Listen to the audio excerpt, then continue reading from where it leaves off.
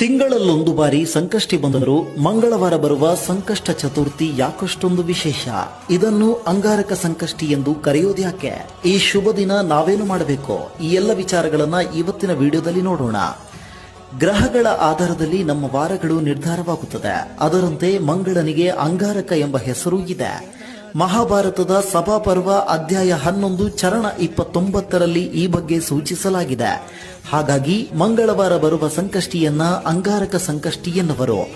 ಗಣಪತಿ ಚತುರ್ಥಿ ತಿಥಿಯಲ್ಲಿ ಹುಟ್ಟಿದ್ದರಿಂದ ಗಣೇಶನ ಆರಾಧನೆಗೆ ಇದು ಸೂಕ್ತವೆಂದು ಭಾವಿಸಲಾಗಿದೆ. ಜ್ಯೋತಿಷ್ಯ ಶಾಸ್ತ್ರದ ಪ್ರಕಾರ ಮಂಗಳನ ಸ್ಥಾನ ನಮ್ಮ ಬದುಕನ್ನು ಬದಲಾಯಿಸುವ ಶಕ್ತಿಯನ್ನ ಹೊಂದಿದೆ. ಹಾಗಾಗಿ ಸಂಕಷ್ಟಗಳನ್ನು ಬಗೆಹರಿಸುವ ಗಣಪತಿ ದೇವರನ್ನ ಮಂಗಳವಾರದ ಸಂಕಷ್ಟಿಯ ದಿನ ಉಪವಾಸ ವ್ರತದೊಂದಿಗೆ ಪೂಜಿಸಿದರೆ ಇಷ್ಟಾರ್ಥಗಳು ಪ್ರಾಪ್ತಿಯಾಗುತ್ತದೆ ಎಂಬ ನಂಬಿಕೆ ಇದೆ. ಪುರಾಣದ ಪ್ರಕಾರ ಮಂಗಳದೇವ ಗಣೇಶನನ್ನ ಕಠಿಣ ತಪಸ್ಸು ಮಾಡಿ ಒಲಿಸಿಕೊಂಡನಂತೆ. ಬಳಿಕ ವರವಾಗಿ ಮಂಗಳವಾರದ ಚತುರ್ಥಿಯ ದಿನ ಗಣೇಶನ ಆರಾಧನೆ ಮಾಡುವವರಿಗೆ ವಿಶೇಷ ಲಾಭಗಳು ದೊರೆಯುವ ಅನುಗ್ರಹ ನೀಡಿದ ಎಂದು ಕಥೆಗಳು ತಿಳಿಸುತ್ತವೆ. ಜೊತೆಗೆ ಮಂಗಳ ದೋಷದ ನಿವಾರಣೆಯೂ ಆಗಬಲ್ಲದು ಎಂಬ ನಂಬಿಕೆ ಜನರಲ್ಲಿದೆ. ಎಲ್ಲರಿಗೂ ಅಂಗಾರಕ ಸಂಕಷ್ಟಿಯ ಶುಭಾಶಯಗಳು.